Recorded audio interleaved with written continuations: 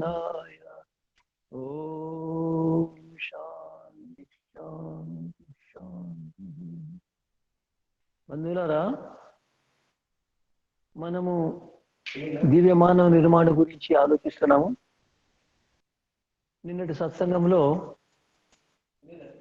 చెప్పిన విషయం తర్వాత ఇప్పుడు నేను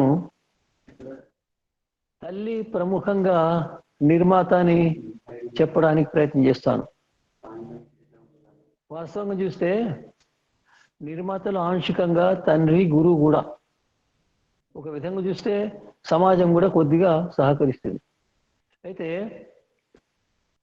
ప్రధానంగా తల్లి నిర్మాత. ఎట్లా అంటే తల్లిలో నిర్మించే సామర్థ్యం అందరికంటే ఎక్కువ ఉన్నది.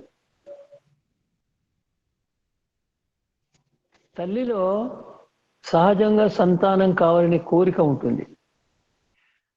తల్లి ఒకవేళ సంతానం కాకపోతే ఎంత బాధపడుతుందో అంత ఏ కారణం వల్ల ఆమె బాధపడదు.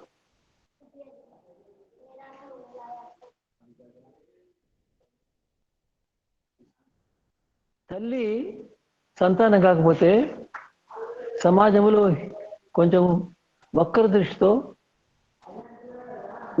ఉపేక్ష దృష్టితో చూడబడుతుంది. సమాజంలో సంతానమైన తర్వాత తల్లికి ఎంత ఉత్సాహం ఉంటుందో, తనను తాను ఎంతగా ఉన్నతం అనుకుంటుందో అంత సంతానం లేనప్పుడు కాదు. సామాన్యంగా సంతాన కోరిక నారికి సహజంగా ఉంటుంది అనుకుంటున్నాను నేను. ఏ కోటాన కోటలో ఒకరు బ్రహ్మచారిగా ఉంటుండొచ్చు, కానీ సామాన్యంగా గృహస్థులుగా ఉండాలనుకుంటారు, సంతానం కావాలనుకుంటారు. ఎందుకంటే భగవంతుడు అటువంటి ప్రవృత్తి ఉండడం వల్ల ఆ జీవాత్మకు నారీ శరీరం ఇవ్వడం జరిగింది. అయితే నారీలో అటువంటి ప్రవృత్తులు ఉన్నాయి. అటువంటి ప్రవృత్తులు కనుక లేకపోతే సంతానం అయితే ఆ సంతానాన్ని తల్లి రక్షించలేదు, సేవ చేయలేదు, ఉన్నతం చేయలేదు. అయితే ఈనాడు మనం వాటి గురించి ఆలోచిస్తాము. తల్లికి సంతానం పట్ల ఎంత కోరిక ఉంటుందో, ఎంత అభిలాష ఉంటుందో, ఆ కోరిక పూర్తి కాకపోతే ఎంత బాధ ఉంటుందో దాని గురించి నేను ఒక ఉదాహరణ చెప్తాను. ఒక 2-3 సంవత్సరాల క్రితం ఘట్టము జరిగింది. మహారాష్ట్రంలో మీనాక్షి వల్లెంద అని ఒక అమ్మాయి, ఆమె బాగా చదువుకున్నది. ఆమె వయస్సు 19 ఏళ్ళు. అప్పుడు వివాహం జరిగింది. ఆ వివాహం జరిగిన తర్వాత కొన్ని దినాలకు 4 నెలల గర్భపాతం అయింది. చాలా బాధపడ్డాను. ఎందుకు ఆ విధంగా, ఎందుకు కావాలి అని బాధపడుతుంటే సామాన్యంగా కొందరు చెప్పినారు స్త్రీలు, పెద్దలు. ఒక్కొక్కసారి అట్లా జరుగుతుంది, మొదటి సంతానం గురించి అట్లా జరుగుతుందని చెప్తే సరే అని ఊరుకున్నాను. కానీ కొన్ని దినాల తర్వాత మళ్ళీ రెండోసారి గర్భం ధరించింది. 5 నెలలకు ఆ గర్భం సమాప్తమైంది. ఆమె చాలా బాధపడ్డది. ఎందుకు నాకు ఇట్లా, నేను తల్లిని కాకూడదా, నన్ను తల్లి అనకూడదా, నేను స్త్రీని గానా, నేను నారిని గానా, నాకు సంతానం ఉండకూడదా, నాకు ఇది శిక్షణ, భగవాన్ బాధపడదు. ఏం చేస్తారు, ఏం చేయలేదు. తర్వాత కొన్ని దినాల తర్వాత ఒక సంతానమైంది. అమ్మాయి జన్మించగానే గతించింది. ఇక ఆమె మీనాక్షి బాధకు అంతు లేదు. ఎంత బాధపడిందంటే ఆమె మరి ఏం చేసేది దాని కొరకు ఏం చెప్పలేదు. నాకు సంతానం కావాలి, నేను ఆడపిల్లని కాదా, నేను ఆడపిల్లనే జన్మించలేదా, నన్ను తల్లి, ఇదే చింతన, ఇదే బాధ, ఇదే. సరే శరీరాన్ని పరీక్షించేసుకున్నారు. పరీక్షించుకుంటే ఆమె గర్భాశయము పనిచేయడానికి వీల్లేదని తేలింది. చికిత్సకులు చెప్పేసేసినారు, అమ్మా నీ గర్భాశయం పనిచేయదు, నీకు సంతానం కాదని. ఇక ఆమె ఎంత భయపడ్డదంటే, నా జీవితం వ్యర్థమేనా, నా భర్తకు తెలిస్తే, మా ఇంటి వారికి తెలిస్తే, నా భర్తకు రెండో పెళ్లి చేసేస్తే, వివాహం జరిగితే నా గతి ఏం కావాలి, చాలా బాధపడ్డాడు. అయినా ఊరుకోలేదు. ఆమెకు సంతానం కావాలంటే కావాలి, అయి తీరాలి. ఆమె దాని కొరకు ఏదైనా చేయగలుగుతుంది. అందరు చేస్తారు. ఒక ఉదాహరణ చెప్తాను. అనేక ఘట్టాలు దిగాయి.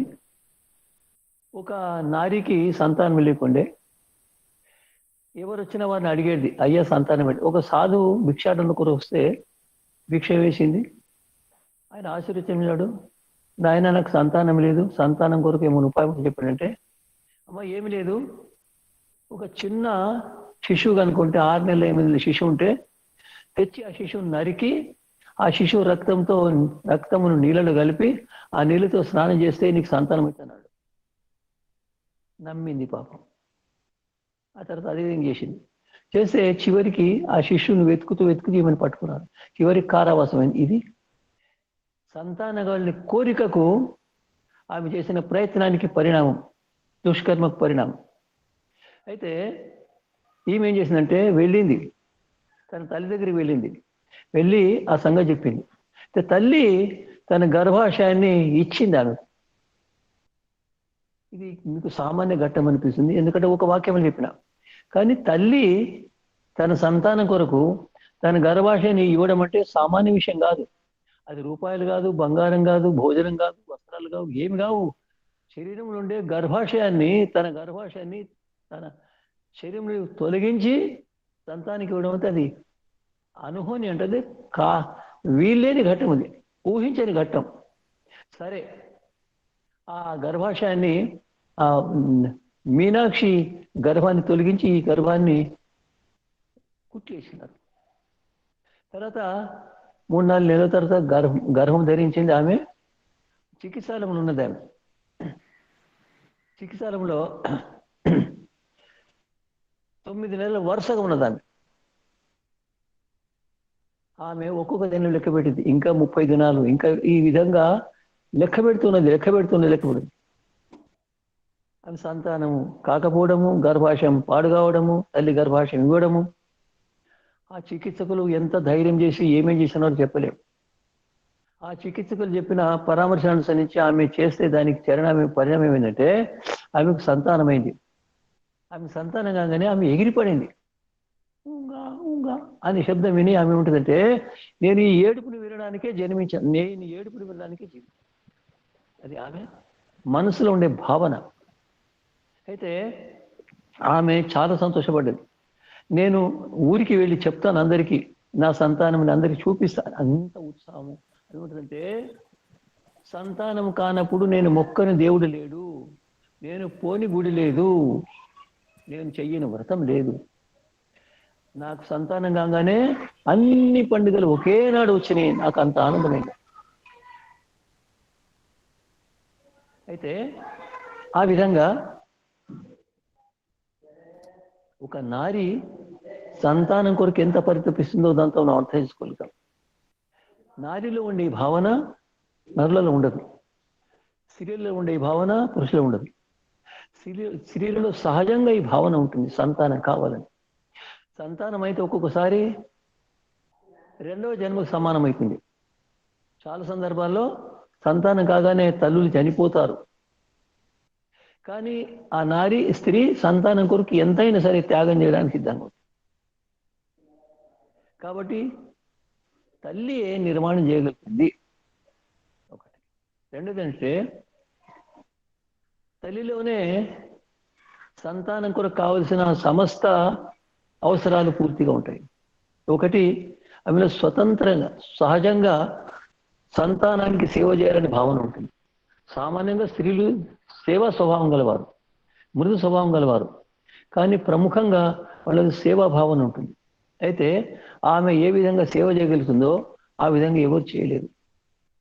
సంతానం కొరకు ఆమె ఏ విధంగా చేయవలసి వచ్చినా సేవ చేస్తుంది. ఒకవేళ సంతానం అయిన తర్వాత రాత్రిలో శిశువు గనుక కడుపులో నొప్పి లేస్తే రాత్రంతా మేలుకుంటుంది. ఎంత బాధపడుతూ చెప్పలేవు. ఆ శిశువు కడుపులో నొప్పి ఉందా, తల్లి కడుపు నొప్పి బయట వారికి తెలియదు కూడా, అంత బాధపడుతుంది. అంటే ఆ విధంగా సేవ చేయడానికి సిద్ధం. రెండోది, తల్లి ఏ పురుషుడు చేయలేని సేవ. శిశువు మలమూత్రాలను దూరం చేస్తుంది, తొలగిస్తుంది. సంకోచం లేదు, ఘృణ లేదు, అసహ్యత లేదు, బలం లేదు, పూర్తి భయం లేదు, ఏ మాత్రం సంకోచం లేకుండా జన్మదిన నుండి అతడు సమర్థులైనంత వరకు ఆ పిల్లవాడు శిశువు సమర్థులైనంత వరకు మలమూత్రాలను దూరం చేస్తుంది. ఒక్కొక్కసారి రాత్రిలో చలి పెడుతుంటే శిశువు మూత్రం చేసి ఆ మూత్రం తను బండుకొని ఒక దిక్కు శిశువుని బండబెడుతుంది, రెండో దిక్కు మోసం చేసేస్తే ఛాతి మీద పిల్లవాడిని బండబెట్టుకుంటుంది. ఆమె మూత్రములు పంటుంది, పిల్లవాడిని ఛాతి మీద పెట్టుకుంటాడు. ఈ త్యాగం ఎవరు చేశారు చెప్పండి? చేయలేదు. దీని కారణం ఏంటంటే తల్లి సంతానాన్ని తనకు భిన్నంగా తనకంటే వేరుగా భావించింది సహజ ప్రవృత్తి. ఒక వ్యక్తి తన చెయ్యిని తన అవయవంగా ఏ విధంగా భావిస్తాడో తల్లి కూడా సంతానాన్ని అదే విధంగా అవయవంగా భావిస్తుంది. ఇది యథార్థ విషయం. అయితే ఆమె సంతానాన్ని నేను అని భావిస్తుంది. సంతానం కాదు, నా సంతానం నేనే అనుకో. సంతానానికి ఎటువంటి బాధ కలగకుండా ఆమె జాగ్రత్త వహిస్తుంది. ఒకసారి ఏమైందంటే, ఒక గర్భవతి స్త్రీ పొద్దున మన తెలంగాణలో ఆచారం ఉన్నది, ఉదయము నీళ్లలో పెండ కలిపి సానిపి చేసేసి వాటిలో చల్లుతారు. అది వైజ్ఞానిక పద్ధతి. దానివల్ల క్రిములు పెండ బలంతో రావు, క్రిములు అక్కడనే వెళ్ళిపోతాయి, దూరం అయిపోతాయి. అయితే ఆ విధంగా సానిపిస్తుంటే ఆ పెండ ముద్ద ఒకటి పడ్డది నీళ్ళలో, అది నానింది. ఆమె కాలు వచ్చేసరికి పడిపోయింది. పడిపోతే సహజంగా దెబ్బ తాకుతుంది, మనుషుడు చూస్తారు నాకు దెబ్బ తాకుతుంది కానీ ఆమె అది ఆలోచించలేదు, ఆమె దృష్టికి రాలేదు. అది ఆమె ఏముంటుందంటే, నా గర్భానికి బాధ కలిగిందా, నా గర్భానికి నష్టమైందా, ఆ విధంగా ఆలోచన. నీకు ఇంకా సంతానం కాలేదు, నువ్వు సంతానం కొరకు ఇప్పుడే బాధపడుతున్నావు అంటే నీలో ఎంత కరుణా భావన, ఎంత వాత్సల్యం ఉన్నది, ఎంత సేవ ఉన్నది. ఈ సేవ భావనకు ఎవరు కూడా చేతులకు ఇవ్వకడం సరిపోదు. ఆ విధంగా తల్లి సంతానం కొరకు పరితపిస్తుంది, సేవ చేయడానికి సిద్ధంగా ఉంటుంది. ఆ తల్లి ఏ విధంగానైనా సరే సంతానానికి బాధ కలగకుండా ప్రయత్నిస్తుంది. ఏ విధంగా అంటే, నేను చూసిన చాలా మంది వైదిక సిద్ధాంతాన్ని నమ్మేవారు కూడా అనేక ఈ బాబాలు సాధువుల దగ్గరికి సంతానం కొరకు ప్రయత్నించారు. సంతానమైంది. సంతానం ఎట్లయితే సంతానం అంటే 10 నెలల వరకు ఆమె సంతానాన్ని సేవ చేస్తుంది. ఏం సేవ చేస్తుంది? పాలివాడు పంచుకుంటాడు సంపత్తిని, ఆ శిశువు మొదలు పంచుకుంటాడు. ఆ శిశువు తల్లి భోజనాన్ని 3గా భాగిస్తాడు, భగవంతుడు భాగిస్తాడు. తల్లి తీసుకున్న ఆహార రసంలో 3 భాగాలు అవుతాయి. ఒకటి తల్లి శరీరం కొరకు, ఒకటి శిశువు శరీరం కొరకు, ఒకటి శిశువు పాల కొరకు. అంటే తల్లి తన భోజనంలోని 3లో 2 భాగాలు సంతానం కొరకు ఇస్తుంది. ఆమెకు తెలియదు కూడా. ఆ విధంగా ఎవరు చేస్తారు చెప్పండి? నేను ఇస్తున్నానని తెలియదు, అయితే భోజనం శిశువు కూడా ఉంటుందని తెలుస్తుంది, కానీ ఇంత త్యాగం అంటే ఎవరు చేస్తారు చెప్పండి? చేయలేరు. ఆ విధంగా 10 నెలల వరకు నిరంతరము తను తీసుకున్న ఆహారంలో 3లో 2 భాగాలు సంతానం కొరకే అర్పితమైంది. రెండోది, 10 నెలల వరకు ఆమె ఏమేం కోరికలు కోరుతో అది భగవంతుని తెలుసు. ఆమె అనేక రకాల కోరికలు, అనేక రకాలు. ఇంకోటి ఏంటంటే, ఇక్కడ తెలియని విషయం ఏంటంటే, ఆమెకు గర్భవతి అయిన తర్వాత అనేక రకాల శారీరక సమస్యలు వస్తుంటాయి. ఆ శారీరక సమస్యలకు సమాధానం చేయడానికి ఎవరు ప్రయత్నం చేయరు. ఆమెకు ఇవన్నీ తెలియని వారు ఆమెకు రుచికరమైన భోజనము, రకరకాలుగా భోజనం చేసి ఆమె సిద్ధం చేస్తారు. కానీ శరీరానికి అనుకూలమా ప్రతికూలమా అయ్యి. అయితే తల్లి వాటిని సేవిస్తుంది. అయితే తల్లి మనస్సు బాధగా ఉంటే, తల్లికి బాధ అయితే, తల్లికి చింత అయితే, తల్లికి జ్వరం సేవనైతే ఆమెను ఆ విధంగా భావించడానికి వీలు లేకుండా ఆమెకు సహచరులు ఉంటారు. ఇది మనకి లేదు, తెలియదు కూడా. అయితే తల్లికి 5 నిమిషాలు కూడా అవకాశం లేకుండా ఆమె భావాలను సుదృఢం చేయడానికి, ఆమె బలహీనతను మానసిక బలకు దూరం చేయడానికి, ఆమెకు ధైర్యం ఇవ్వడానికి, సాహసం ఇవ్వడానికి ప్రయత్నం చేస్తుంటారు. నిరంతరం కథల ద్వారా, ఘట్టాల ద్వారా, సంగీతం ద్వారా, ఆటల ద్వారా, మాటల ద్వారా అనేక రకాల సాధిస్తుంటారు. అమ్మ, నువ్వు మహాపురుషులకు తల్లివి కాబోతున్నావు, నువ్వు ప్రపంచాన్ని ప్రభావితం చేయగలిగే మహాపురుషులకు తల్లివి కాబట్టి అట్లా ఉత్సాహిస్తుంటారు ఆమెకు. ఆ విధంగా ఆమె అనేక రకాల బాధలను సహిస్తుంది. అనేక బాధలు ఆమెకు బాధ కలగకుండా వాళ్ళందరూ సహకరిస్తుంటారు. ఆ విధంగా ఆమె పూర్తిగా త్యాగం చేస్తుంది సంతాన కొరకు. తర్వాత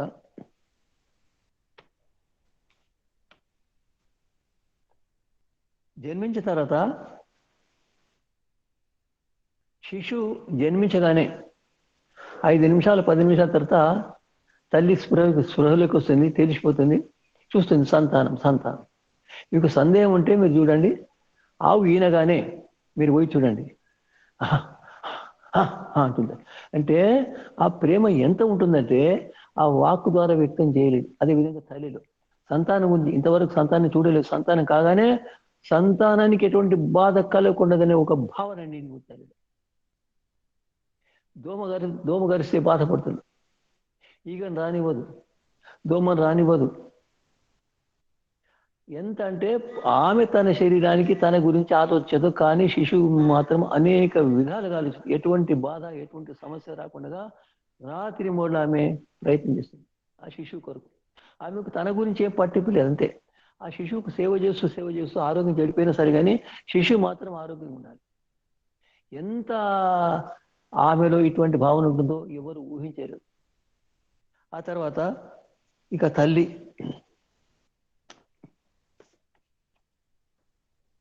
తన సొంత శరీరం నుండి పాలిస్తుంది. శిశువు జన్మించిన తర్వాత ఇంతవరకు లోపల ఇచ్చింది భాగం భోజన ఆహారము, ఇప్పుడు తన ఆహారంలో కొంత భాగం పిల్లవానికి ఇస్తుంది. ఆ తల్లికి ఉన్నా లేకపోయినా శిశువుకి మాత్రం అవసరం. శిశువుకి లేకపోతే తల్లి చాలా బాధపడుతుంది. ఇదే విధంగా తల్లి తన భోజనం యొక్క సారాంశాన్ని పిల్లవానికి ఇస్తుంది. ఆ తర్వాత రాత్రి మూడు ఆ పిల్లవాడిని చూస్తూ ఎటువంటి బాధ లేకుండా సేవ చేస్తుంది. రాత్రి మూడు వస్త్రాలు మార్చడము, స్నానం చేయించడము, చలి నుండి రక్షించడము, ఎండ నుండి రక్షించడం, వాన నుండి రక్షించడం, అన్ని రకాలుగా బాధ ఏ విధంగా ఎటువంటి బాధ లేకుండా. ఆ శిశువు ఏమి తెలియదు, మాంసం ముద్ద. ఆ శిశువుకి ఎన్ని చేస్తే శిశువు పెద్దవాడైపోతాడు. ఆ శిశువు ఎన్ని విధాల సమస్యలు వస్తాయి శిశువుకు. ఒకసారి పాలు ఎక్కువైతే, ఒకసారి పాలు తక్కువైతే, ఒకసారి రకరకాలుగా అయితే అన్నిటిని సహిస్తూ ఆమె పూర్తిగా తనను మర్చిపోతుంది, తనను త్యాగం చేసేస్తుంది. శిశువు సురక్షితంగా ఉండాలి, శిశువు ఆరోగ్యంగా ఉండాలి, శిశువు జీవించాలి, ఇదే ఆమె కోరిక. తల్లి శిశువు కొరకు తన జీవితాన్ని అర్పితం చేస్తుంది. ఆ తల్లి హృదయాన్ని ఇంతవరకు కొలిసే సాధనాల్లో కనిపించని ప్రపంచం.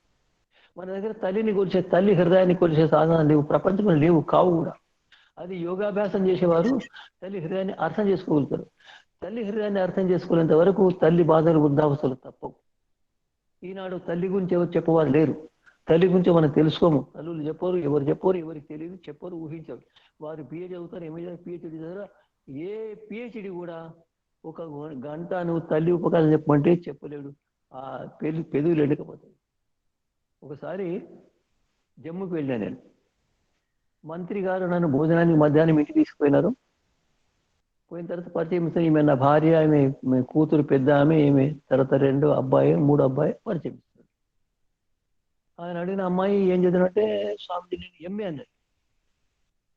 ఈమె ఎవరంటే మా అమ్మ అన్నది. నువ్వు పొద్దున్న నమస్తే చేస్తావంటే చెయ్యదు. నమస్తే తల్లికి చేస్తారా, చరణ స్పర్శ చేసి నమస్తే. తల్లి కూడా నా చరణ స్పర్శ చేసి నువ్వు నమస్తే చేయాలని తల్లి కూడా చెప్తా. తల్లి తెలియదు ఎందుకు ఉదారత, అది కాదు, వాటికి నేర్పించాలి. అయితే నేను అడిగిన, నువ్వు 16 చదివిన, మరి నా దగ్గర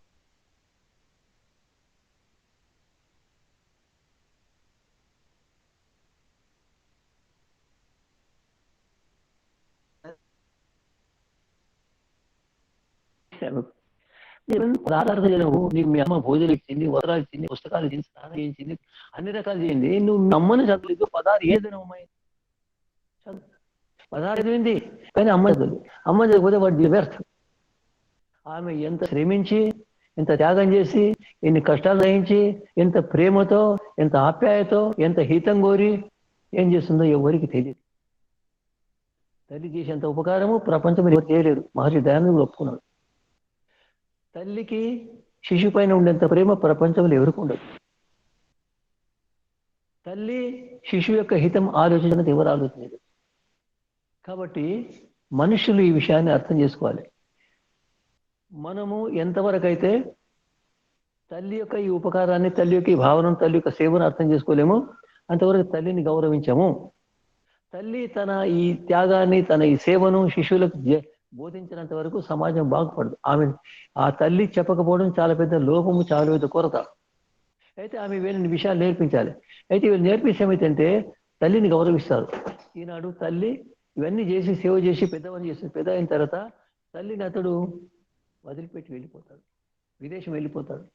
తల్లి ఆ బాధను తట్టుకోలేక, సేవ చేసేవాళ్ళు లేక, తను స్వయం సేవ చేసుకోలేక చనిపోతుంది, ఎండిపోతుంది, నెలలైతుంది, కానీ కొడుకు పట్టించుకోలేడు, మనముడు పట్టించుకోలేడు. చూడు, ఎందుకంటే తల్లి చేసే సేవను వారు అది మాత్రం అర్థం చేసుకోలేదు.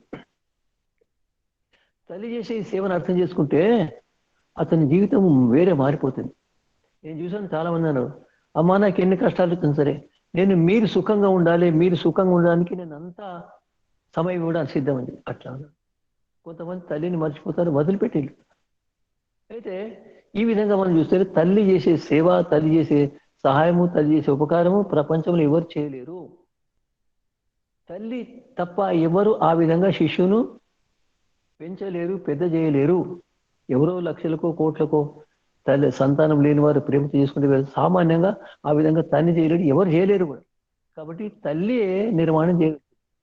రెండవది,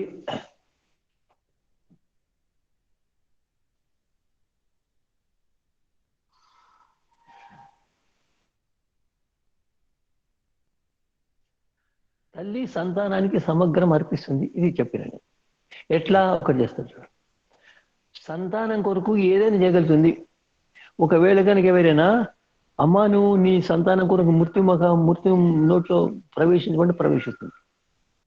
ఘటన జరిగింది చెప్తాను నేను. ఇటువంటి ఘటాలు మీకు కూడా తెలిసి ఉంటాయి. మహారాష్ట్రంలో తెలంగాణ సీమ ప్రాంతంలో దాదాపు శివరాత్రి ప్రాంతంలో చెరుకును నరికి శర్కర చేయడానికి వాళ్ళు వ్యవసాయదారులు కూలీలను పిలుస్తారు. కూలీలు అక్కడనే ఉండి రాత్రిలో గుడిసెలు వేసుకొని అక్కడి నుండి చెరుకు కొట్టడం మొత్తం అయిపోతారు, వెళ్ళిపోతారు. అయితే దీప అని ఇద్దరు దంపతులు, వారికి ఒక సంవత్సరంన్నర శిశువు ఉండే. ఆ ముగ్గురు వచ్చి అక్కడ ఉన్నారు గుడిసెలో. దినమంతా పనిచేయడము, రాత్రులు విశ్రామం. ఒకసారి దీప ఇద్దరు విశ్రామం చేస్తున్నారు రాత్రిలో. అయితే 1 గంట ప్రాంతంలో సుర్సుర్ అనే శబ్దం వినిపించింది. తల్లికి తెలిసి సుర్సును చూసరికి ఏమైనది, ఆమె కొడుకు లేడు. చూసింది, లేచి నా కొడుకు నరికి చిరుతపులి నోట్లో ఉన్నాడు కొడుకు. ఓహో, ఒక్కసారి లేచింది. ఆమెకి ఏం తెలియదు, దినమా రాత్ర ఏమి తెలియదు, కేవలము నా కొడుకు నా కొడుకు నా కొడుకు నా కొడుకు. పోయింది. చిరుతపులి నోట్లో పిల్లవాడు కాబట్టి అంత పరిగెత్తలేకపోయింది, మెల్లమెల్ల పోతుంది పోయింది. చిరుతపుల్ని ఒక్కొక్క ఇట్లా కొడతా ఉన్నది. కొడితే తట్టుకోలేక ఆ పిల్లవాడిని వదిలిపెట్టింది. ఎగిరి దుంకింది. ఆ పిల్లవాడిని, రక్తసిక్తమైన పిల్లవాడిని ఎడమ చేత్తో దగ్గర తీసుకున్నది. అవి వేసరికి పండుకున్న వారు కేకలు ఉండేసరికి పట్టుమని మేలుకు వచ్చేవాడు. ఇక్కడికి వచ్చింది. రాగానే ఆ చిరుతపులి జరిగిన ఘట్టం చెప్తున్నా. ఆమె అడిగిన ఆమె ఏమిటంటే, అది చిరుతపులి అని నాకు తెలియదు అంటే, ఆమెకు చిరుతపులి మేకనా కుక్కనా ఏమి తెలియదు. ఎందుకంటే ఆమె దృష్టి అంతా కేవలము నా సంతానం. చెప్పండి, దీని యోగాభ్యాసం అంటే మనం కాము. ఒకవేళ సంతానం మీద మనసుని ఏకాగ్రం చేసినట్టుగా భగవంతుని మీద ఏకాగ్రం చేసి భగవంతుడు సాక్షాత్కారం. అయితే ఆ విధంగా తల్లి శిశువు పైన మనసుని ఏకాగ్రం చేసింది. శిశువే తన లక్ష్యము, శిశువే తన సేవకు ఆధారం. శిశువు సేవ చేస్తే ఆమె జీవితం ధన్యం అనుకుంటుంది. ఎంతంటే ఒకసారి నేను చూసిన తల్లికి చాలా మంది కొడుకులు. చిన్న కొడుకు పిల్లవాడు కాబట్టి ఏదో చేస్తున్నాడు. అయితే ఒకసారి తల్లిని కొట్టినాడు చిన్న పిల్లవాడు, 5-6 ఏళ్ళ పిల్లవాడు. 20 కొడుకున్నాడు, వచ్చి తమ్ముని కొడుతున్నాడు. ఎందుకు కొడుతున్నాడు అంటే, తమ్ముడు నిన్ను కొడుతున్నాడు. అరే నిన్ను కొడుతున్నాడు రా, నన్ను కొడుతున్నాడు, నిన్ను కొట్టలేదు కదా, నువ్వెందుకు కొడతావా అని. అరే ఆ పిల్లవాడు తెలియ కొడుతున్నాడు. కొడుతుంటే అతను ఊరుకోదావి. ఆ పెద్ద కొడుకు కొడుతుంటే ఊరుకోదు. నువ్వు ఎందుకు కొడుతున్నావు అంటే, నిన్ను కొట్టిందా, నిన్ను కొట్టిండా అంటే, మరి ఆ పెద్ద కొడుకును కొట్టదామే, ఏమన్నది కూడా, కేవలం ఆపేస్తుంది అంతే. ఆ పెద్ద కొడుకును కూడా పీడించలేదు, పెద్ద కొడుకు శిక్షించలేదు, పెద్ద ఏమన్నదు, కొట్టనీయదంతే. అంటే తల్లిలో సంతానం గురించిన భావన ఎంత ఉంటుందో మనం కొలవడానికి ప్రపంచంలో కొలత లేదు ప్రపంచంలో. కారణం దొరకదు కొలత. తల్లిని అర్థం చేసుకునే రీతికి ప్రపంచంలో ఎవరికి ఉపకారం చేయలేడు. తల్లిని అర్థం చేసుకుని చాలా పెద్ద పని. తల్లిని అర్థం చేసుకున్న వారి జీవితంలో మారిపోయిండు, వారి జీవితం వేరుగా మారిపోయింది. నేను ఒక ఉదాహరణ చెప్తాను.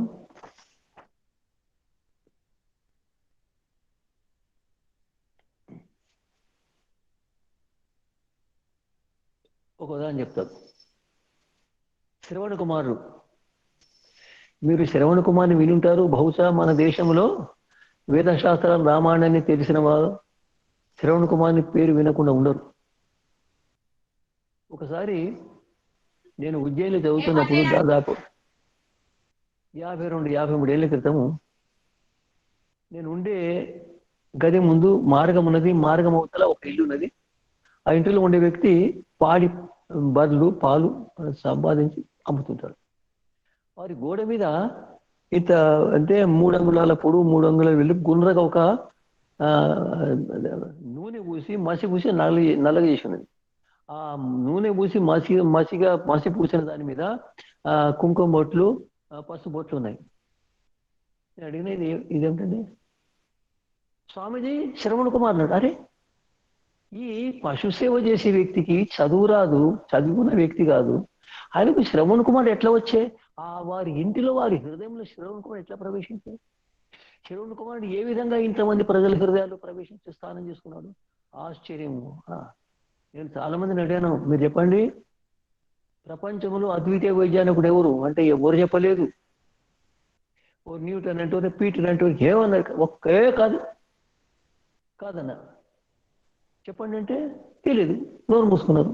అందరికీ తెలుసు న్యూటన్ అంటే, పీటర్ అంటే, కాపులర్ అంటే, డాప్లర్ అంటే, ఐన్స్టీన్. ఒక్కరి కాదు. నేను చెప్పినాను శ్రవణ్ కుమారుడు ఎట్లా అంటే చెప్తా అంటే శ్రవణ్ కుమారుడు తెలుసుకున్న విజ్ఞానాన్ని, పరిశీలించిన విజ్ఞానాన్ని, అర్థం చేసుకున్న విజ్ఞానాన్ని ఇంకా ఇంతవరకు ఎవరు అర్థం చేసుకోలేదు. అటువంటి రెండో వ్యక్తి ప్రపంచంలో జన్మించటం. అందుకొరకనే అద్వితీయ వైజ్ఞానికుడు. వైజ్ఞానికుడు ఇట్లా విజ్ఞానం తెలుసుకున్న వ్యక్తి వైజ్ఞానికుడు. అంటే ఈ శరీరం నాది కాదు, ఈ శరీరం మా తల్లి నాకు ఇచ్చింది, ఆమెది ఈ శరీరం. నేను సంపాదించిన శరీరాన్ని మా అమ్మ ఇచ్చింది. ఈ శరీరం నాది కాదు, మా నాయన ఇచ్చాడు. ఇది నాది కాదు, ఇది వారిదే, ఇది వారి కొరకే అర్పిస్తున్నాను. నాకు ఈ శరీరంతో స్వార్థం సాధించే అధికారం లేదు. తెలుసుకున్నాను. మీకు తెలిసిన విషయం తెలుసుకుని ఏం చేశాడు? తన గురించి ఏం చేయలేదు, అంతే.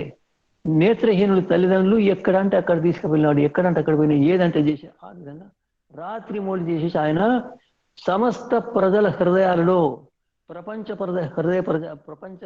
ప్రజల హృదయాల్లో, మన దేశ ప్రజల హృదయాల్లో, ధార్మిక ప్రజల హృదయాల్లో తన స్థానాన్ని శాశ్వతంగా సంపాదించుకున్నాడు. మనకి ఉపకారం చేయలేదు. కానీ ఆయన చేసిన త్యాగము, ఆయన అర్థం చేసుకునే విజ్ఞానం మనం అర్థం చేసుకుంటే మన జీవితం ధన్యమైపోతుంది. మన కుటుంబాలు ధన్యమైపోతాయి, మన కుటుంబాలు పవిత్రమైపోతాయి, మనము మానవులుగా మారిపోగలుగుతాం. ఒక వ్యక్తి తల్లి సేవని అర్థం చేసుకోకుండా అతను చదువుకున్నది ఏం చదువుకున్నాడు?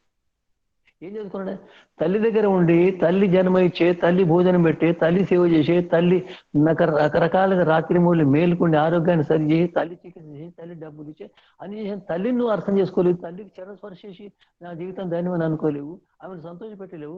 నువ్వు ఏం చేసుకున్నావా? ఏం చేసుకున్నావు? నువ్వు రాష్ట్రపతి పాకవాటు, నీకేం అర్థం కాదు. ఏ వ్యక్తి తల్లి ఉపకారం అర్థం చేసుకొని, నేను నా తల్లి కాలుకు ముళ్ళిరికనివ్వా, నా తల్లిని దోమకరువనివ్వా, మా తల్లికి మన్నంటనివా అని అర్థం చేసుకొని ఆ విధంగా సేవ చేసి, ఆమె కోప్పడినా సరే, శిక్షించినా సరే, ఆమె తల్వార్తో ఖడ్గంతో నా భుజం ఖండించిన నా కోపం రాకూడదని సాధన చేస్తే ఆ వ్యక్తికి తల్లి ఉపకారం అవుతుంది. లేకపోతే అర్థమైనట్టు కాదు. ఇక్కడ ఎక్కడ లేదు శ్రవణ్ కుమార్ పాఠాలు లేనండి. ఇక్కడ శ్రవణ్ కుమార్ లేదు, శ్రవణ్ కుమార్ తల్లిదండ్రులు లేదు, ఏమి లేదు. ఇక్కడ ధర్మము, న్యాయము, నీతి, సదాచారం మాత్రమే, ఏమి లేదు.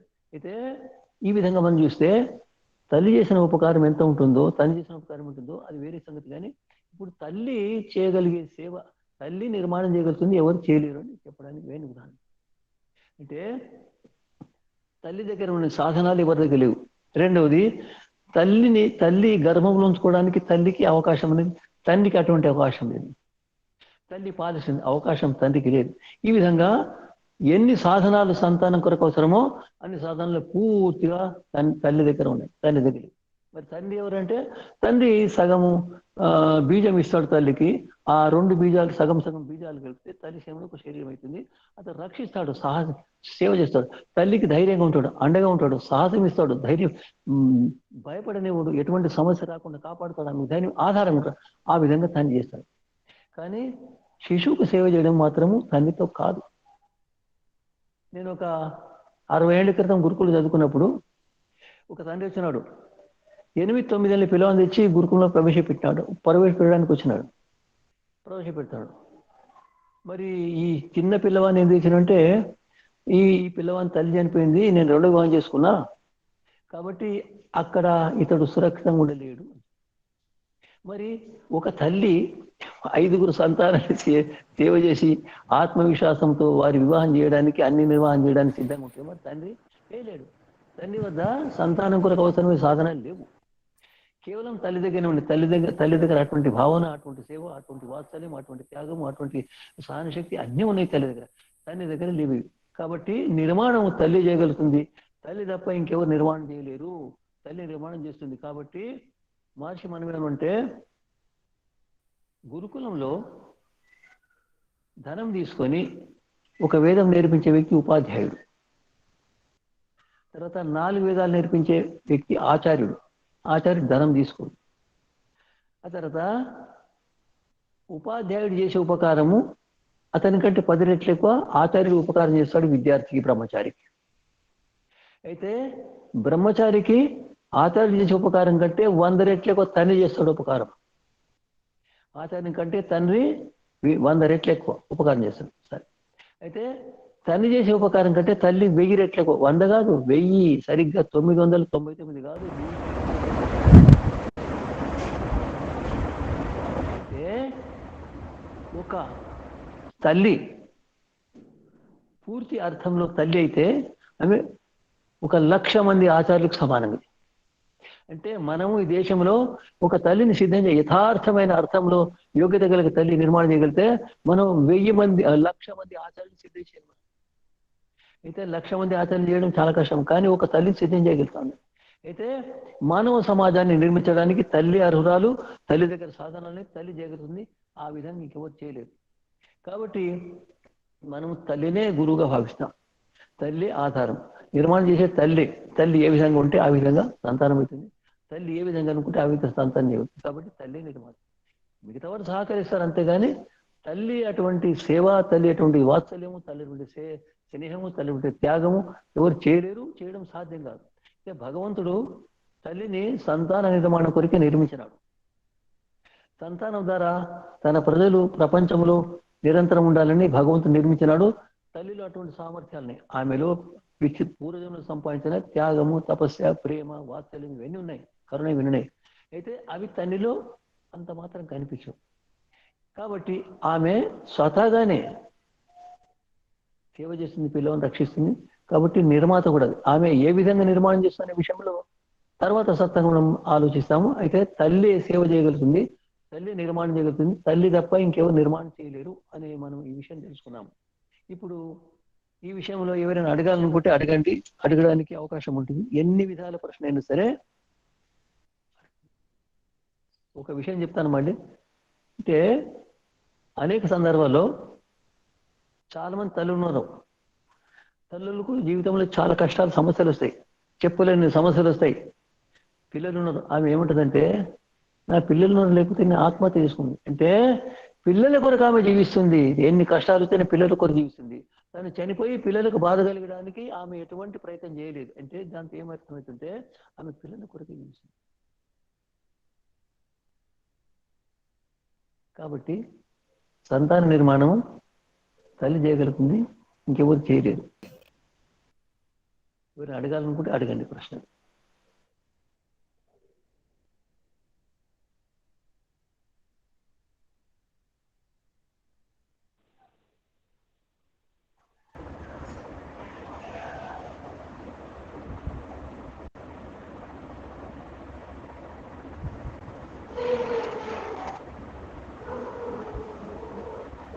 हाँ जी वेदमित्र जी। ओम स्वामी जी। मित्र जी, हाँ यदि कोई प्रश्न ఎవరైనా ప్రశ్న వేయాలనుకుంటే అడగాలనుకుంటే సందేహం ఉంటే అడగొచ్చు. బంధువులారా, ఇంతవరకు మీరందరూ కూడా స్వామీజీ ప్రవచనం విన్నారు. మరి మీరు ప్రశ్న, మీ యొక్క సందేహం ఏదైతే ఉంటుందో దీనికి సందర్భం కావచ్చు, ఇంకేదైనా కావచ్చు, స్వామీజీని అడగవచ్చు మీరందరూ కూడా.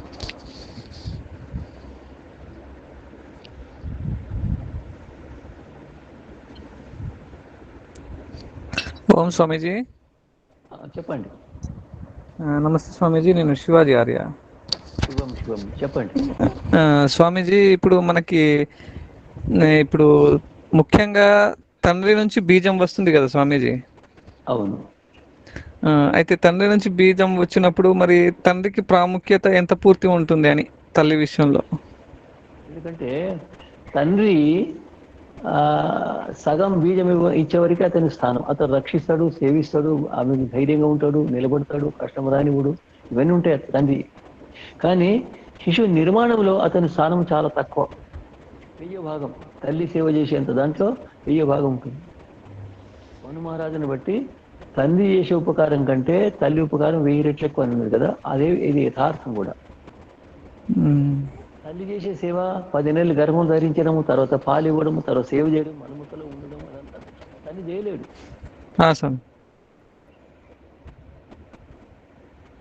నేను అడిగిన చాలా మంది, మీకు మీ అమ్మ ప్రియం అమ్మ మన అమ్మనే ప్రియం. తండ్రి మాటను కాదన్నది కానీ తల్లి మాటను అనేడు. 70 ఏళ్ళ కొడుకు తండ్రి పైన అప్రసన్నై వెళ్ళిపోతే, పొరపాటు చేసి వెళ్ళిపోతే, తండ్రి పోతే రానంటాడు, తల్లి పోయి రమ్మంటే రానంటాడు, చేయబట్టుకుని రానంటావు రా అందరికి సపోర్ట్ చేయడు. తల్లి ఒక దెబ్బ వేసినా ఏమనలేడు. అంత ప్రేమ, అంత త్యాగం తల్లి చేస్తుంది. కాబట్టి తల్లిని కాదనడానికి ధైర్యం, సాహసం వేరులో ఉండదు. ఎవరో తాగుబోతున్నట్టు చెప్పినా కానీ ఎదురు తిరగలేదు. ఆమె చేసిన ఉపకారమే కారణం. స్వామీజీ నమస్తే. ఓం చెప్పండి చెప్పండి. ఓం. నేను లక్ష్మీదేవి మిర్యాలగూడ.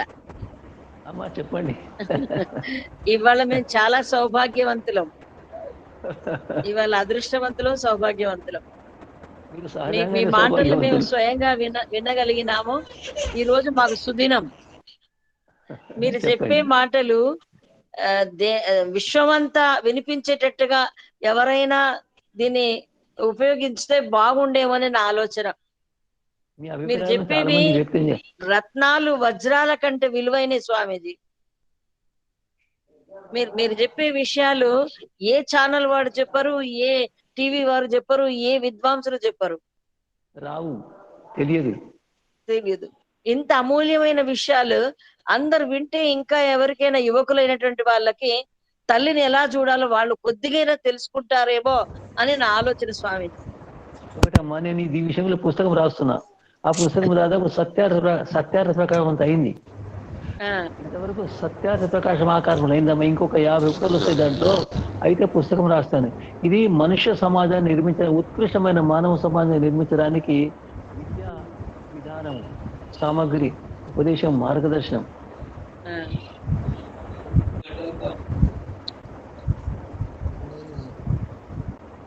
ఏమైనా సందేహాలు ఉంటే అడగండి.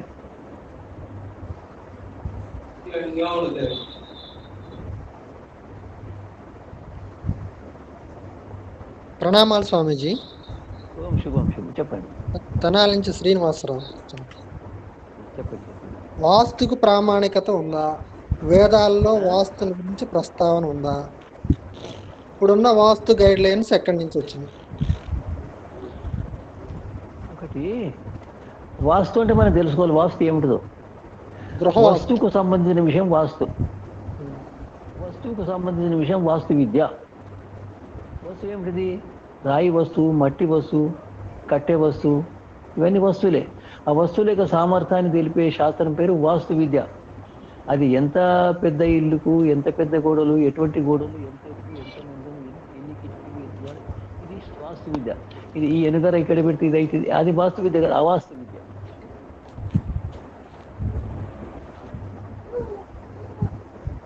దాంట్లో విద్యా విజ్ఞానం లేదు, కేవలం కల్పన, కేవలం ఊహ, కేవలము కట్టుకథలు. Okay okay.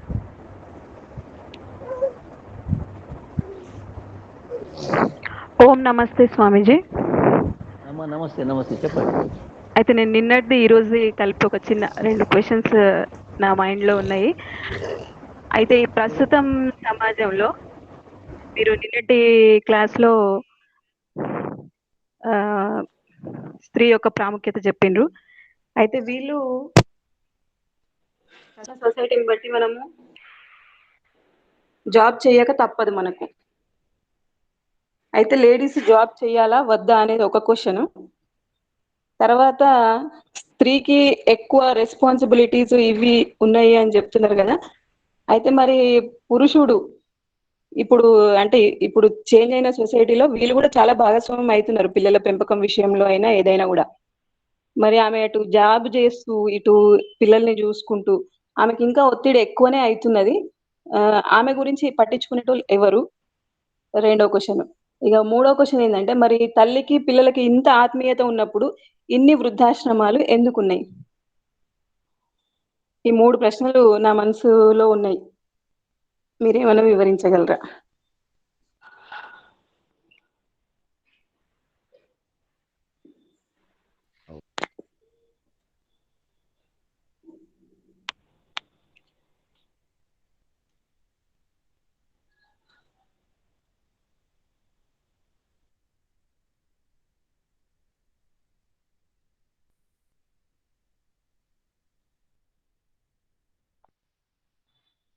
స్వామీజీ లెఫ్ట్ అయిందా గురూజీ?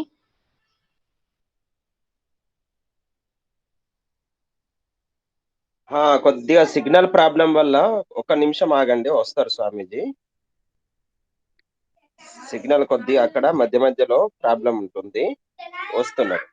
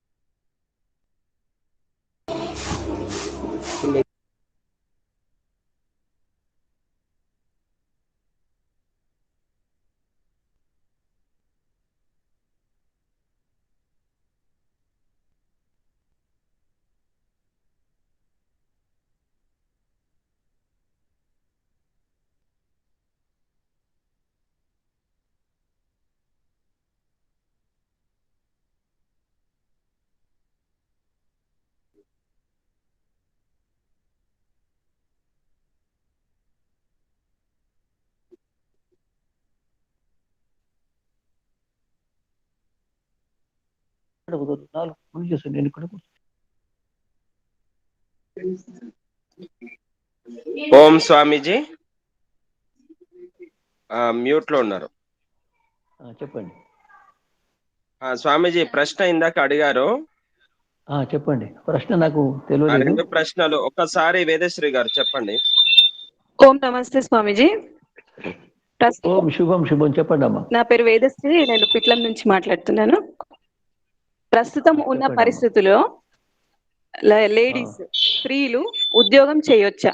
మీరు నిన్న చెప్పిన దాని ప్రకారం లేడీసే చాలా అన్ని రెస్పాన్సిబిలిటీ, అది కాదనలేని సత్యం మనకు తెలుసు. మరి వాళ్ళు ఉద్యోగం చేస్తూ గృహ బాధ్యత ఎట్లా నిర్వహిస్తారు? ఒకటి కాదమ్మా, ఒకటి ఈ ప్రశ్నకు సమాధానం వినండి. మీరు రాష్ట్రపతిని చేయగలిగితే, ఛత్రపతి శివాజీని చేయగలిగితే అది పెద్దదా, లేక నెలకు 50,000 లక్షల రూపాయలు సంపాదించిన పెద్దదా? చెప్పండి. అందరు ఛత్రపతి శివాజీ కాలేరు కదా. కారణం మీకెట్లా తెలుసు? అలానే ఇప్పుడు వీళ్ళు జాబ్ చేయలేకపోతే ఇల్లు నడిచే పరిస్థితి కూడా లేదు కాబట్టి ఉంటది ఉంటది కాదమ్మా, ఇప్పుడు ఉంటది. దీనికి సంబంధించిన విషయాలు మిగతావి మీరు వింటే తెలిసిపోతాయి. ఇప్పుడు వాళ్ళు జాబ్ చేయవలసిన అవసరం, జాబ్ చేసినట్టే సమాప్తం, మానవ నిర్మాణం సమాప్తం. అక్కడ మానవ నిర్మాణం చేసేవాళ్ళు ఎవరు ఉంటారు? అంటే జాబ్ చేయొద్దు అంటారు. కాదమ్మా, జాబ్ అంటే ఎప్పుడు చేయాలి? మీరు మీ పిల్లలు పెద్దవాళ్ళు అయిపోయిన తర్వాత సమయం మిగిలితే మీరు చేయొచ్చు. ఎవరు జాబ్ చేస్తారు? మీరు ఎవరు జాబ్ చేస్తారు చెప్పండి? ఎవరి దగ్గర ఉద్యోగం చేస్తారు? అందరికంటే పెద్ద ఉద్యోగం ఇచ్చే వ్యక్తి భగవంతుడు. మీరు భగవంతుని ఉపాసన, భగవంతుని ప్రచారం చేసి, భగవంతు సిద్ధాంతం ప్రచారం చేసి మీరు జీవించలేరా? చాలా మంది జీవిస్తారు. ప్రచారం చేసే చాలా మంది నార్యముడులు ప్రచారం చేస్తారు. వాళ్ళు ప్రచారం చేసే డబ్బులు దొరుకుతాయి. ఎంతవరకు ఓకే ఉద్యోగం అనేది కాని పని. మొత్తం మానవ నిర్మాణం పక్కకు పెడితే ఉద్యోగం జరుగుతుంది, లేకపోతే కాదు. అంటే ఇప్పుడు ఉద్యోగం చేసే లేడీస్ యొక్క పిల్లలు కూడా మంచిగా అవుతున్నారు కదా? కారు మంచి వారే మంచివారు గారు.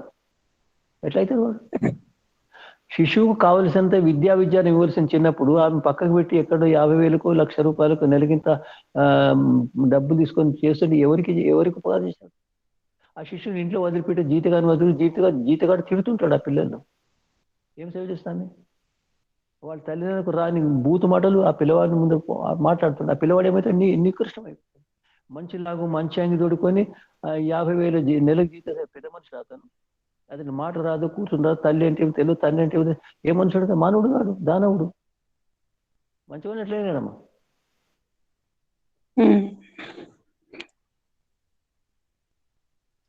ఓకే, ఇంకొక ప్రశ్న ఏంటి అంటే మరి ఇప్పుడు తల్లికి పిల్లలకి ఇంత ఎఫెక్షన్, అంటే ఇప్పుడు మీరు చెప్పిన దాని ప్రకారం అమ్మకి కొడుకుకి అంత ఎఫెక్షన్ ఉంటది అని ఉంటది, అది ఆటోమేటిక్గా ఉంటది ఉన్న వాళ్ళకి. మరి లేని వాళ్ళకి లేదు. ఇన్ని వృద్ధాశ్రమాల్లో ఇంతమంది తల్లిదండ్రులు ఎందుకు ఉంటున్నారు? ఎందుకంటే తల్లిదండ్రులు తన సామర్థ్యాన్ని, తన కర్తవ్యాన్ని తెలుసుకోలేదు, అందుకొరకని అట్లా ఉంటున్నారు. చెప్పేది నేను దాదాపు 50-60 గంటలు చెప్పవలసిన విషయాన్ని 6 గంటలు చెప్పడానికి పూనుకుంటే ఎంత చెప్తానమ్మా? సంకేతం మాత్రం చేస్తున్నాను. ఈ విషయము 56 గంటలది, 60-70 గంటలది. ఏదో కొద్దిగా పరిచయం చేస్తున్నాడు కానీ సరిపోదమ్మా ఈ విషయం. ధన్యవాదాలు స్వామీజీ. స్త్రీ యొక్క గొప్పతనం చెప్పడానికి కనీసం 6 దినాలు పడుతుంది. కనీసం 6 దినాలు. చెప్పండి స్వామీజీ. నమస్తే. శుభం చెప్పండి. ఇట్ల నుండి దత్తాత్రి. చెప్పండి. అంటే ఇప్పుడు సంతానంకు తల్లిదండ్రుల కర్మఫలం ఎంత ఉంటది, సంతానం కర్మఫలం ఎంత ఉంటది ఒక సంతానం వల్ల? అంటే ఒక పిల్లవాడు జన్మించిండు అంటే అతని జన్మలో ఎంతమంది కర్మఫలం ఎన్ని విధాలు ఉంటది? తల్లిదండ్రులు ఎంత, సంతానం ఎంత? ఒకటి ఏంటంటే నేను తెలుసుకోలేదు, ఆ విషయం అవసరం కూడా లేదు. అది తెలుసుకుంటే మనం ఏం చేస్తాము? అది మనకు అవసరం, అది కాదు. అతని ఎవరైతే సంతానము శిశువుగా జన్మిస్తాడో ఆ సంతానికి కర్మలు ఉంటాయి, శుభాశుభ కర్మలు ఉంటాయి, అంతే. అంటే దానం కొద్ది బిడ్డలు అనే ఒక సామెత కానీ పెద్దలు వాడతారు కదా, అది ఎంతవరకు? పుణ్యం కొద్ది పురుషుడు, దానం కొద్ది బిడ్డలు అంటారు కదా. అవును. అంటే ఇప్పుడు ఆ శిశువు సంతానంకు మన తల్లిదండ్రుల కర్మఫలము ఎంతవరకు ఉంటుంది బాధ్యత? తల్లిదండ్రులు వారికి ఏదో విధంగా వారు తీసుకున్న కర్మలకు అనుకూలంగా, సంతానానికి కర్మలకు అనుకూలంగా జన్మిస్తారు. అక్కడ ఎంత ఉంటుందో ఎవరి అనుపాతం ఏంటో చెప్పలేము. అనుపాతం ఏంటో చెప్పలేము మనం. అనుపాతం కాకుండా వారి బాధ్యత వరకు అయితే ఉంటది కదా. దాన్ని ఎవరి బాధ్యత? తల్లిదండ్రుల బాధ్యత. నేను మొత్తం చెప్పి తల్లిదండ్రుల బాధ్యతనే. ఆ తల్లిదండ్రులే నిర్మాణం చేస్తారు. తల్లి చేసే 1000 వంతులు తండ్రి 1 వంతు చేసేస్తాడు. అది వాళ్ళు చేసే కర్తవ్యం, వాళ్ళ బాధ్యత, వాళ్ళు చేస్తారు. అది వదిలిపెట్టేది ఉద్యోగం చేసుకుంటే తల్లిదండ్రుల బాధ్యత కాదు. అది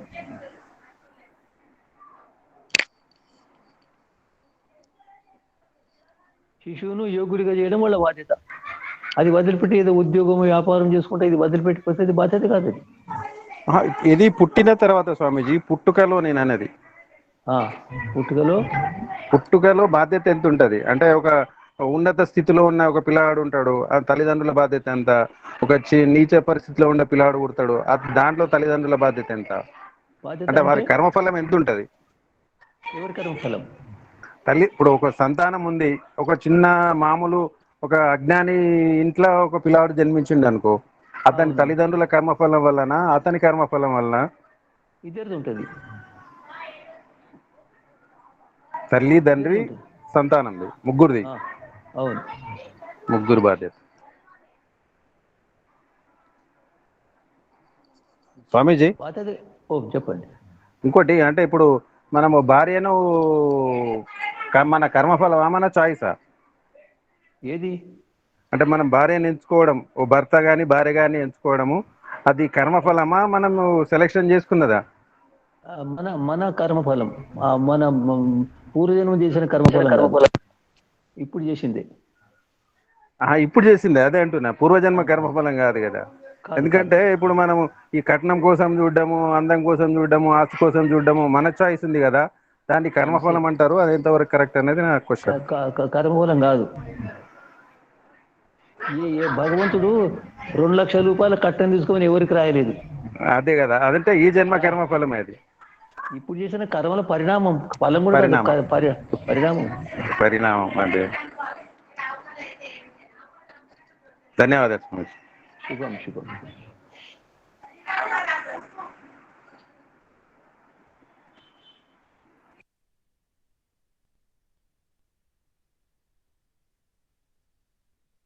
ఓం. ఏమైనా అడగాలనుకుని అడగండి. నమస్తే స్వామీజీ. శుభం శుభం, చెప్పండి. మొన్న కరోనా వచ్చింది ఒక పేరెంట్స్కి, అంటే ఇద్దరు, తల్లికి తండ్రికి ఇద్దరికి కరోనా వచ్చింది. వస్తే ఆమె డెలివరీ అయిన తర్వాత 5 రోజుల పాప ఉన్నప్పుడు తల్లి చనిపోయింది.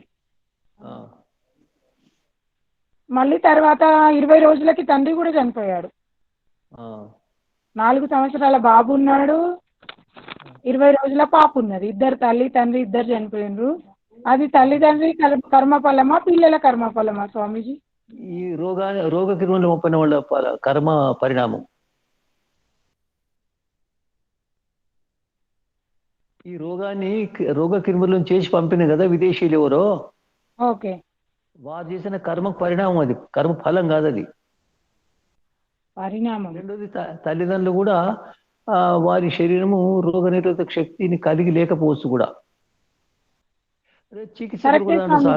పిల్లలు ఏం తప్పు చేసిరు? పిల్లలు అనుభవించాలి కదా, ఇప్పుడు వాళ్ళైతే వెళ్ళిపోయినరు, పిల్లలు అనుభవించాలి కదా, ఎట్లా న్యాయం అవుతుంది? ఇప్పుడు మనం ఏం చేస్తామమ్మా, సహజంగా మనం వెళ్తుంటే చెట్టు పడిపోయింది, ఏం చేస్తాం మనం? అంతే.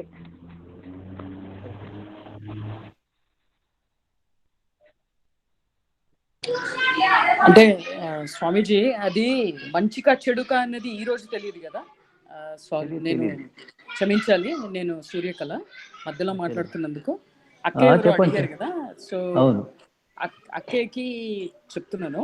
అంటే ఇప్పుడు ఏ విషయమైనా సరే మనకు ఒక ప్రశ్న, ఒక ప్రాబ్లం అనేది వచ్చేది, అది మంచిగా చెడుక అనేది సమయం చెప్తుంది. కానీ అప్పుడు ఆ సమయంలో మనకు అది బాధగా అనిపించవచ్చు, అది ఎందుకు ఇలా జరిగింది అని అనిపించవచ్చు. కానీ దాని పరిణామం అనేది ఎలా ఉంటుంది అనేది మనకు ఫ్యూచర్ చెప్తుంది కాబట్టి అప్పుడే తెలుస్తుంది మనకు అది మంచిగా చెడుక అనేది. మంచిగా చెడు నాకు ప్రశ్న కాదు, అవి ఎందుకు అట్లా పిల్లలకి ఎందుకు అయిందంటే పిల్లలకి జరుగుతుంది. మనం వెళ్ళిపోతుంటాము, చెట్టు కూలిపోతుంది, ఇల్లు కూలిపోతుంది, భూకంపం, మనం దానికి ఎవరేమీ చేయలేము. అది తల్లిది కాదు, తండ్రిది కాదు, పిల్లలది కాదు.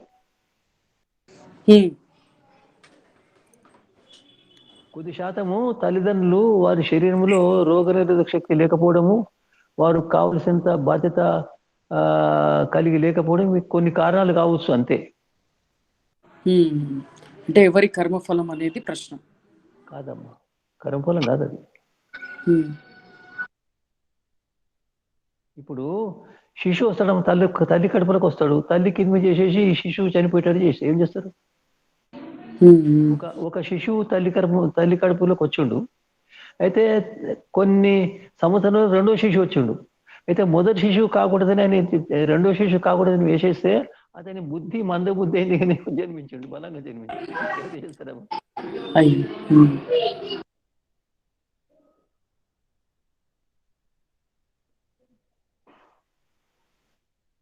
చెప్పండి అమ్మా.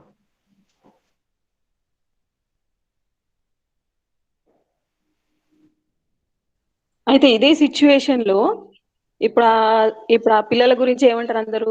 ఈ పోయిన జన్మలో ఏం పాపం చేసిండ్రో అందుకోసమే ఈ జన్మలో ఇట్లా అవుతుంది అంటారు. ఇది కరెక్టేనా? అదే 4 వేదాలు చదివిన వాళ్ళు యోగాభ్యాసం చేసినమంటారు. నేను రోజు 4 వేదాలు చేసి యోగాభ్యాసం చేసి కర్మ సిద్ధాంతాన్ని తెలుసుకున్న వారు అట్లా అనేటోళ్ళు. అంటే ఇప్పుడు మన కర్మ సిద్ధాంతం గురించి కూడా ఈవినింగ్ క్లాస్ అవుతున్నాయి కదా, మనం ఈ జన్మలో మంచిగా చేస్తేనే నెక్స్ట్ జన్మలో మనకు మంచిగా ఇట్లా ఉంటది అని చెప్తున్నారు కదా. మరి అవును. అట్లాంటప్పుడు వీళ్ళు లాస్ట్ జన్మలో మంచి పని చేయలే కాబట్టి వీళ్ళకి ఈ జన్మలో పేరెంట్స్ లేరు అని అనుకోవచ్చా? అనుకోవడానికి వీల్లేదు. ఎందుకంటే అది అకస్మాత్తుగా జరిగిన ఘట్టం. కరోనా అనే రోగము సామాన్యంగా వచ్చేది కాదు, వచ్చింది. వాళ్ళలో రోగనిరోధక శక్తి తక్కువ ఉండడము, ఆ పరిజ్ఞానం లేకపోవడము, అవన్నీ కారణాలు కలిసి అతను చనిపోవడం జరిగింది తల్లిదండ్రులు. అట్లా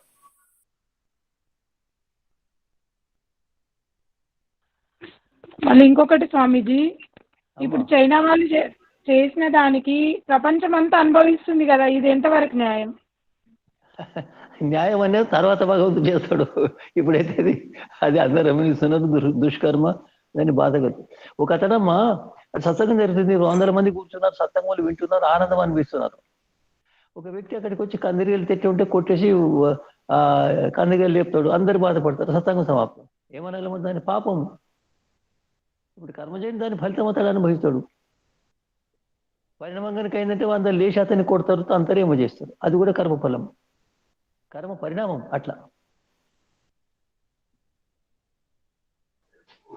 ఓ గురుజీ, చెప్పండి. అబ్బో, జన్మ మరణాలు భగవంతుడి చేతిలో ఉంటాయంటారు కదా గురుజీ. మరి పుట్టుక మన చేతిలో లేదు. ఎవరంటారు? ఎవరంటారు? నానుడు మనమే అంటున్నాం గురుజీ. ఇక్కడ మనమంటే ప్రమాణం కదా. ఋషులు మహర్షులు అనాలి, వేదాల్లో ఉండాలి. దానికి మరి అది జన్మ మరణాలకు ఆయనే భగవంతుడే అన్నిటికీ మూలం కదా గురుజీ. మనం అనుకుని పుట్టలేదు కదా, మనం అనుకుని మరణాలకు కారణం కాదు, జన్మ కారణం. భగవంతుడు కర్మలకు ఫలితం ఇస్తాడు అంతే. మరణానికి కారణం కాదు. ఒకరు ఆత్మహత్య చేసుకుంటే దానికి ఎవరు కారణం? దొంగతనం చేస్తే భగవంతుడు చేయమన్నట్టేనా? దానికి భగవంతుడి కారణమా?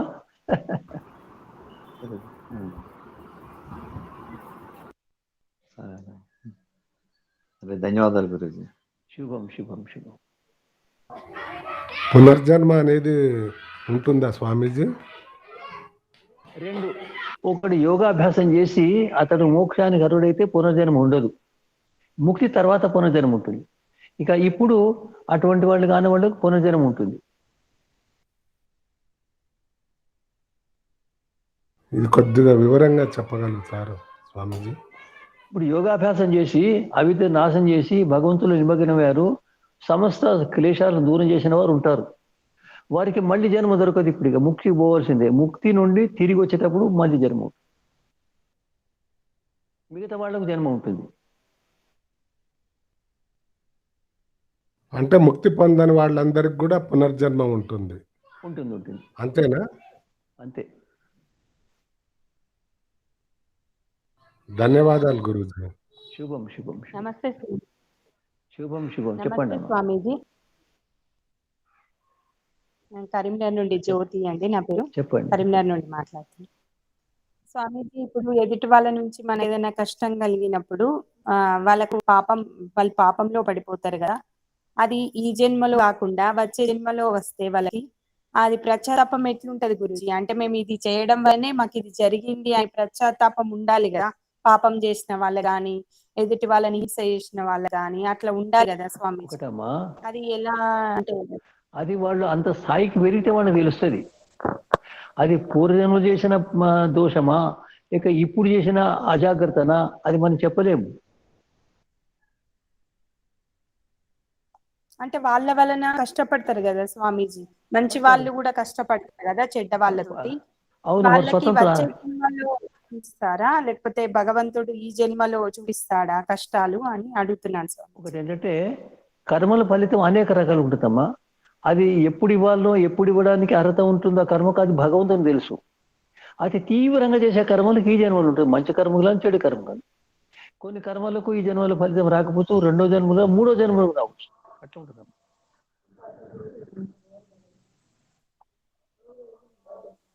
అంటే వాళ్ళు చేసిన తప్పులు గుర్తుండదు కదా స్వామి. అంటే ఈ తప్పు చేసినందుకు నాకు ఇది జరిగింది అనే పశ్చాత్తాపం అనేది ఉండదు కదా స్వామీజీ. అట్లా నిజమే, కానీ మనము ఆలోచించాలి కదా. మన యోగాభ్యాసం చేసి ఆత్మనిర్భరం చేసి విషయాలు తెలుసుకోవాలి. అది మనం చేసిన కర్మ ఫలమా లేక ఒక వ్యక్తి పొరపాటున చేసిన కర్మ పరిణామమా, అది కూడా ఉంటుంది.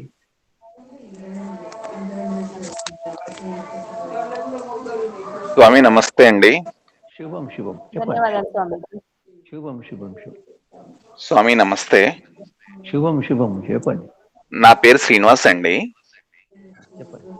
నేను ఆంధ్రప్రదేశ్ వెస్ట్ గోదావరిలో ఉన్న చిన్న విలేజ్ పోళ్ళ అనే విలేజ్ నుంచి మాట్లాడుతున్నానండి. మీ ఈ సత్సంగం అనేది చాలా చాలా బాగుంది. మీ స్పీచెస్ చాలా బాగున్నాయండి నిన్న ఇవాళ కూడా. యాక్చువల్ గా నాకు చిన్న డౌట్ ఏంటంటే సార్, నాకు మ్యారేజ్ అయ్యి 10 years అయింది, ఇంకా పిల్లలు లేరు. చాలా ప్రయత్నాలు చేస్తున్నాము. ఏమిటంటే ఇప్పుడు ఒకళ్ళు అంటారు రుణానుబంధం లేకపోతే పిల్లలు పుట్టరంటారు.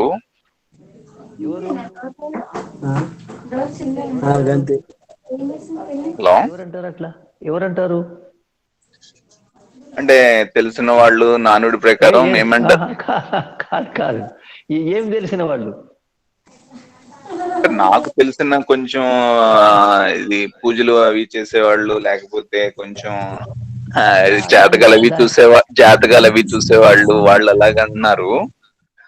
నేను కూడా చూస్తాను జాతకాలు, నాకు తెలుసు, జ్యోతిషం బాగా తెలుసు, కానీ అట్లాంటిది ఏమి లేదు. ఏ శాస్త్రము లేదు, ఏ విధము లేదు. యోగ్యత ఉంటే సంతానం అయితే, లేకపోతే కాదు.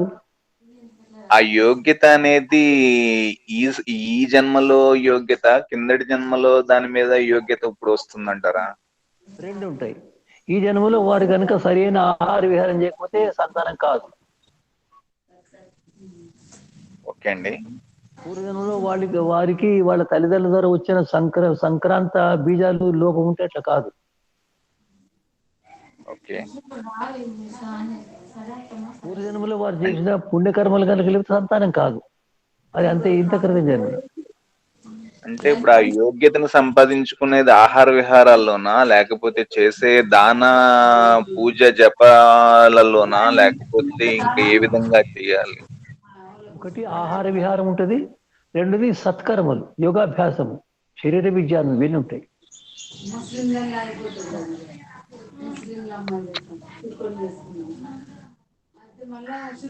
సరే, మీరు అడిగే ప్రశ్నకు చాలా సంతోషం, కానీ దీనికి చాలా విస్తృతమైన సమాధానం ఉన్నది. ఈ వారం దినాల్లో దానికి సమాధానం చెప్పలేము. నేను పుస్తకం రాస్తున్నా, కనీసం 60-70 గంటలు 50 గంటలు ఉపన్యాసం ఇస్తే ఇటువంటి విషయాలు సమాధానం అవుతుంది. అంటే దీని గురించి మీరు మిమ్మల్ని డైరెక్ట్ గా కలిస్తే దీనికి ఏమన్నా సొల్యూషన్ మీరు ఏమన్నా మాకు చూపించగలరా అని ఏమన్నా అడుగుతున్నాను. అయితే మీ విషయంలో నాకు ఎంత తెలిస్తే అంత నేను చెప్పగలుగుతాను. అదేలేండి. మీరు స్వామీజీ సంఖ్య తీసుకోండి, దూరభాష సంఖ్య, లేదా మీ దగ్గర ఉంటే వేదమిత్రి గారికి ఇవ్వండి. ఓం స్వామి. వేదమిత్రి గారికి ఇవ్వండి సంఖ్య. సరే, నమస్కారం. నేను ఇస్తాను. Thank you sir. శుభం శుభం శుభం.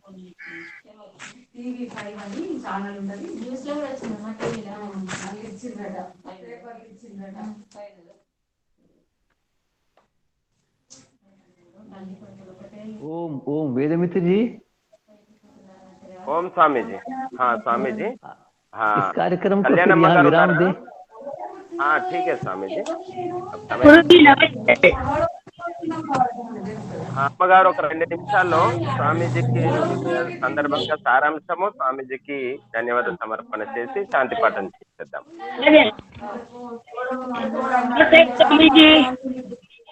ప్రకాష్ గారు మీరు మ్యూట్ పెట్టుకోండి కొద్దిగా. ప్రకాష్ గారు, అంగులూరు ప్రకాష్ గారు మ్యూట్ పెట్టుకోండి. నమస్తే.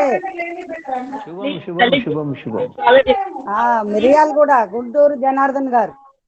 నమస్తే. శుభం శుభం శుభం. చాలా సంతోషం.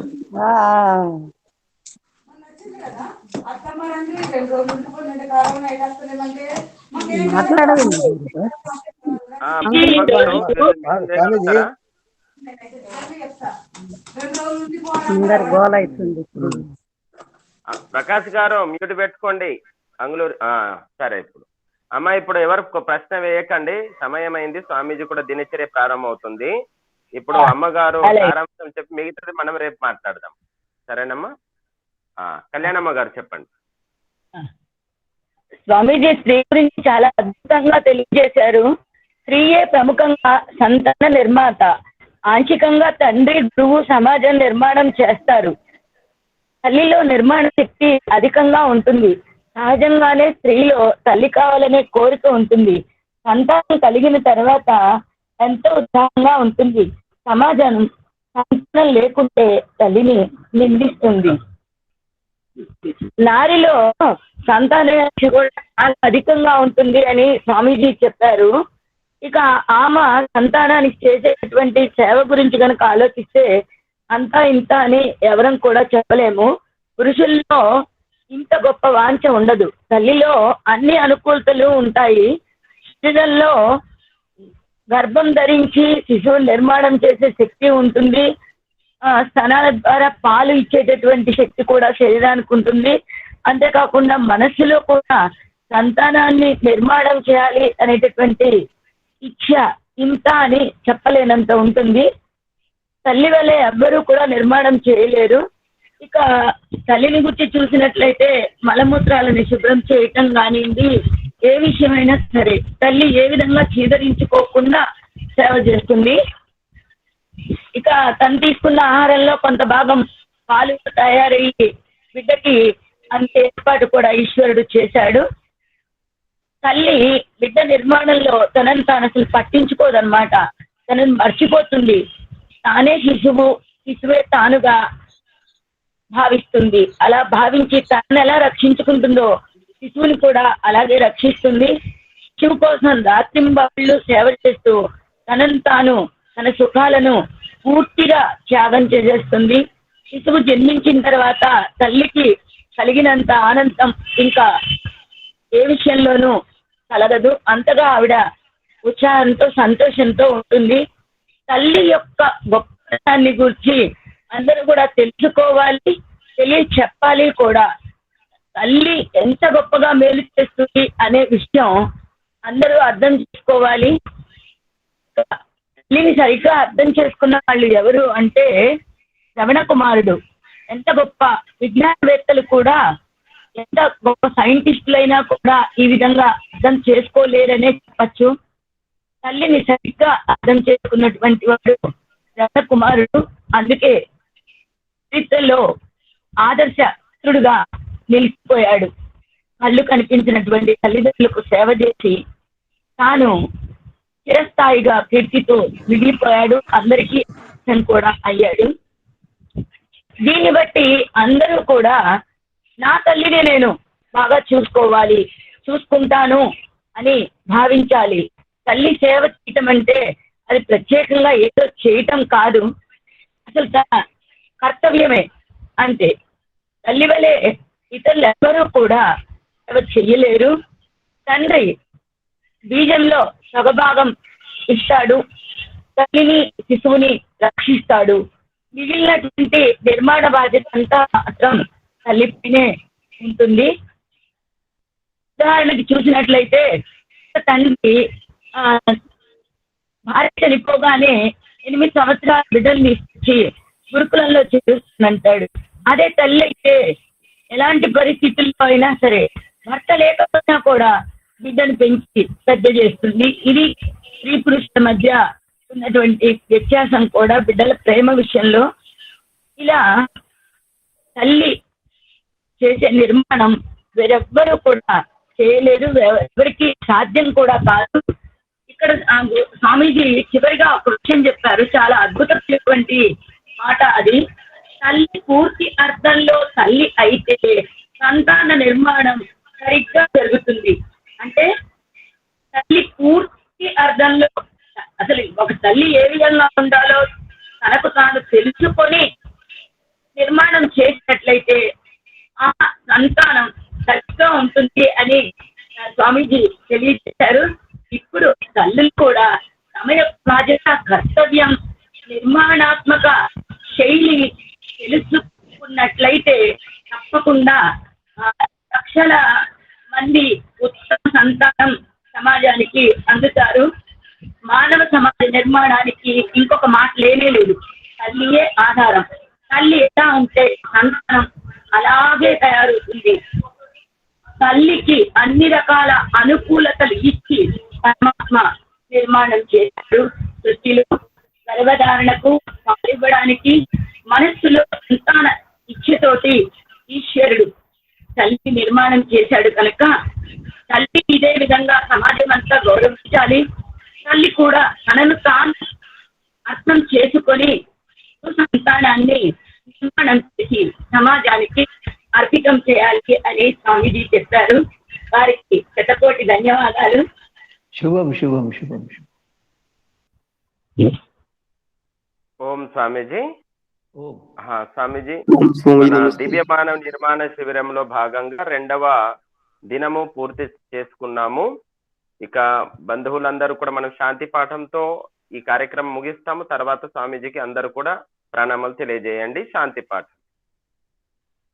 ఓం ద్యోః శాంతిరంతరిక్షం శాంతిః పృథివీ శాంతిరాపః శాంతిరోషధయః శాంతిః వనస్పతయః శాంతిర్విశ్వే దేవాః శాంతిర్బ్రహ్మ శాంతిః సర్వం శాంతిః శాంతిరేవ శాంతిః సామా శాంతిరేధి. ఓం శాంతి శాంతి శాంతి. గురుభ్యో నమో నమః. అందరూ కూడా స్వామీజీకి ప్రణామాలు తెలియజేయండి. प्रणाम गुरुजी। नमस्ते स्वामीजी। शुभम शुभम शुभम. प्रणाम गुरुजी। शुभम शुभम. प्रणाम गुरुजी। प्रणाम गुरुजी। शुभम. नमस्ते गुरुजी।